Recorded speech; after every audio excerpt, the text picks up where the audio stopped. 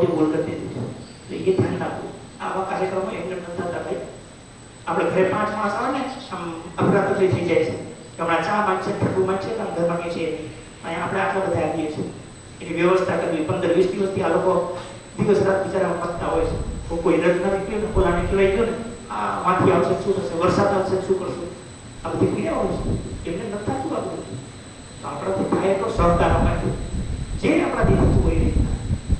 અને સૌથી મોટો સહકાર તમારા તરફથી અત્યારે એટલો જોઈએ છે કે તમે નિશ્ચય કરો કે તમારે કઈ પરીક્ષામાં લાગવું છે અને એના માટે અમે શું મદદ કરી શકીએ, તમારી શું જરૂર છે, બસ આટલું કરો તો તમારો મોટો ઉપકાર છે સમાજ ઉપર. પછી તમે નોકરી ના કરો પછી બીજો ઉપકાર કરજો, પણ અત્યારે હાલ આટલું કરવાની જરૂર છે. તૈયારી ઈઝી છે, સરળ છે, ખાલી સમય વધારે માંગે છે. તકલીફ ક્યાં થાય છે કે ફોર્મ ભરવાના ચાલુ થાય ને આપણો ઉત્સાહ ગજબનો હોય, આપણે મહેનત પણ ગજબની હોય. 18 કલાક આપણે મહેનત કરીએ, 2 મહિના 10 મહેનત કરી હોય, પરીક્ષામાં આપણને ધાર્યું પરિણામ ન મળે ને એટલે આપણે એને મૂકી દઈએ છીએ. આટલી મહેનત કરી તો પાસ ન થયો, પણ તારીખે 2 જ મહિના હતા ભાઈ, જે તારી કેપેસિટી 12 મહેનત કરી. તો કે આ પરીક્ષા પાસ થવા માટે 12 મહિના જોતા હતા, છતાં 2 મહિનામાં લોકો 12 મહિને 60 માર્ક્સ નથી ગયા, તે 2 મહિનામાં 80 માર્ક્સ લઈ દીધા છે. હવે થોડી વધારે મહેનત કર, નેક્સ્ટ ટાઈમ લાગી જશે.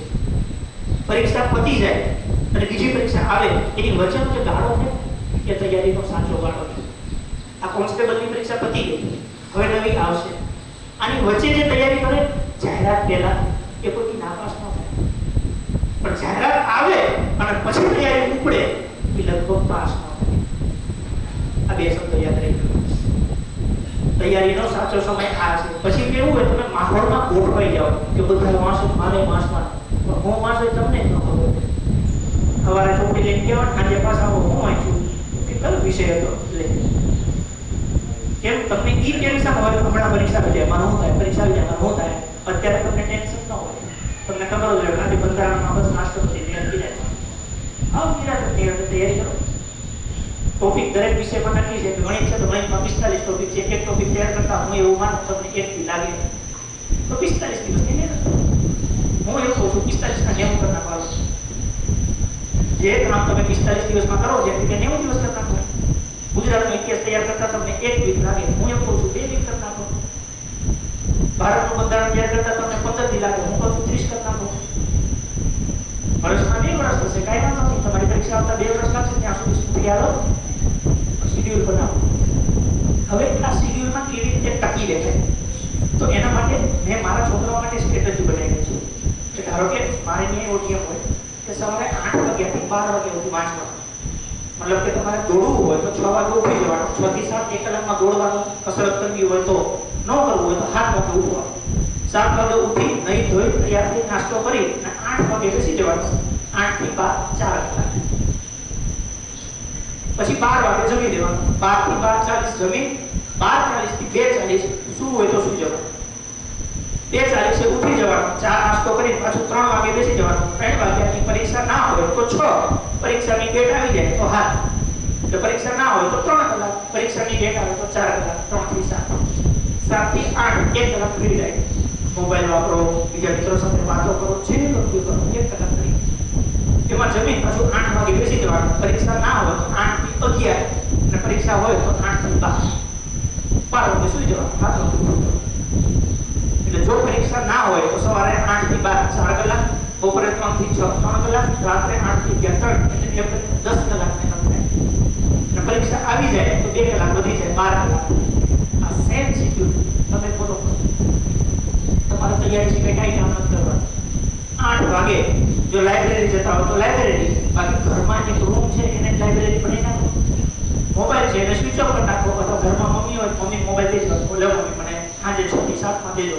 અથવા મોબાઈલમાંથી બીજી બધી વસ્તુ કાઢી નાખો. ભણવા માટે મોબાઈલ 24 કલાક વાપરવાનું છે. તમે ભણવા માટે 24 કલાક મોબાઈલ વાપરો, એના સિવાયની કોઈ પ્રવૃત્તિમાં નહીં વાપરવાનું. તો ફેસબુક કાઢી નાખવાનું, ઇન્સ્ટાગ્રામ નાખવાનું. અંદર હોય ને તો આપણને એવું થાય 2 મિનિટ જોઈ લો. એ 2 મિનિટ પછી 2 કલાક એ પૂરી જાય છે. એ વસ્તુ કેવી છે પણ એ હોય જ નહીં તો તમને એ મગજમાં જાય અઘરું લાગે. 3 4 5 થી અઘરું લાગે, પછી એ સ્મૂથ થઈ જાય. પછી તમે જ્યારે વાંચવાનું ચાલુ કરો ત્યારે એનો મેથડ ચેન્જ કરી નાખીએ. આપણે શું કરીએ કોઈ પણ પાઠ હોય તો એને વાંચી નાખીએ. રાષ્ટ્રપતિ ભણાવશો. રાષ્ટ્રપતિમાં પહેલો પ્રશ્ન આવ્યો અનુચ્છેદ નંબર 52 રાષ્ટ્રપતિ પદની જોગવાઈ છે બંધારણના ભાગ નંબર 5 માં. આ તમે એકવાર વાંચ્યું તમને આવડી ગયું. ના એવું તમે પાછું વાંચો કે ભારતના બંધારણમાં અનુચ્છેદ નંબર 52 ભાગ 5 માં રાષ્ટ્રપતિ પદની જોગવાઈ છે. એકવાર વાંચું, બે વાર વાંચું, 3 વાર વાંચું, પછી એ વસ્તુ આપણને યાદ રહી જાય. આપણે વાંચીએ છીએ આંખથી વાંચીએ છીએ એને મગજમાં જવા જાય. પછી એને જોયા વગર તમે નોટમાં લખો કે ભારતના રાષ્ટ્રપતિ અનુચ્છેદ નંબર 52 માં છે ભાગ નંબર 5. આ જોવાનું ને જોયા વગર લખવાનું. હવે તમે લખો છો હાથથી પણ આવે છે ક્યાંથી? મગજમાં. પેલું કેવું છે ખબર? તમે જોવા જાવ ને લખતા જાવ ને તો આંખ જોવે હાથ લખે મગજ બાયપાસ થઈ જાય છે. જેમ હાઈવેમાં કેમ આવે એવું નહીં કરીએ. આપણે સિટીમાંથી નીકળવાનું પેલા વાંચી અને મગજને સોંપો અને મગજને કહો એટલું યાદ રાખ્યું એટલું લખી નાખો. આ તમને ખૂબ કાઢવું પડશે. કેટલાથી? 15 થી. અને હોળમાં દિવસે તમને જે મજા આવશે તો કે એની ખુશીનો કોઈ પાર નહીં હોય. કેમ કે તમે જેટલી લીટીઓ લખી છે ને તો કે તમે ખાલી પાણું ફેરવશો ને એટલે બધી એમને સાક્ષાત તમારી સમક્ષ હાજર થઈ જાય. એટલે તમારો પેલો પ્રશ્ન છે ને મને યાદ નથી રહેતું તમે એવું કહેશો તો હવે પણ ભૂલાતું નથી. ખાલી આટલો ચેન્જ કરવાનો છે. એક વખત વાંચો અને પછી જોયા વગર લખો. ધીમે ધીમે તમે એક એક લીટી કરો પછી એવું થાય 3-4 લીટી ભેગી સેટ થઈ જાય. માની લો સોલંકી વંશ હતો તો તમે એમાં વાંચ્યું કે સોલંકી વંશનો સ્થાપના કોણે કરી? તો મૂળરાજ સોલંકી રાજધાની ક્યાં રાખી? અણહિલપુર પાટણ. આવી 3 રુદ્રમાલાનું બાંધકામ થયું. આ 3 લીટી તમે વાંચી લીધી પછી તમે ટાઇટલ વાંચ્યું સોલંકી વંશ, સ્થાપક મૂળરાજ સોલંકી, રાજધાની અણહિલપુર પાટણ, સિદ્ધપુરમાં રુદ્રમાલા બંધાવી. લખી. એટલે પ્રશ્ન બે રીતે પૂછાય. માની લો તમને ખાલી એવો પ્રશ્ન પૂછે કે સોલંકી વંશનો સ્થાપક કોણ? એટલે શબ્દ એ તમારો મૂળરાજ તારાય છે. મૂળરાજ વિશે કઈ લીટી લખી છે કે સોલંકી કાળ વિશે કઈ બાબત સુસંગત છે કે નથી? 1, 2, 3, 4. આપણે કહીએ ને કેવા પ્રશ્ન પૂછે છે, કેવા પ્રશ્ન પૂછે છે. હું વાંધો છે તમે વાંચો ને. પેલી લીટી વાંચી સોલંકી વંશનો સ્થાપક મૂળરાજ સોલંકી તો સાચું છે.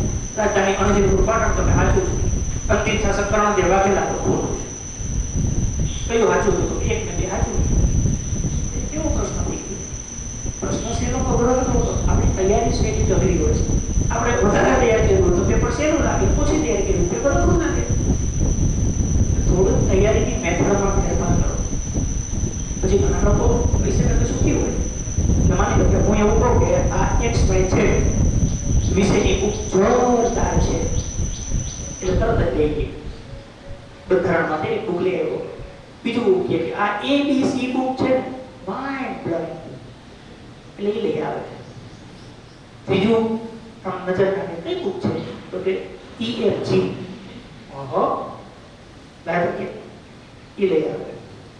એક જ વિષયની 3 ચોપડી હોય એમાંથી માહિતી કે ન હોય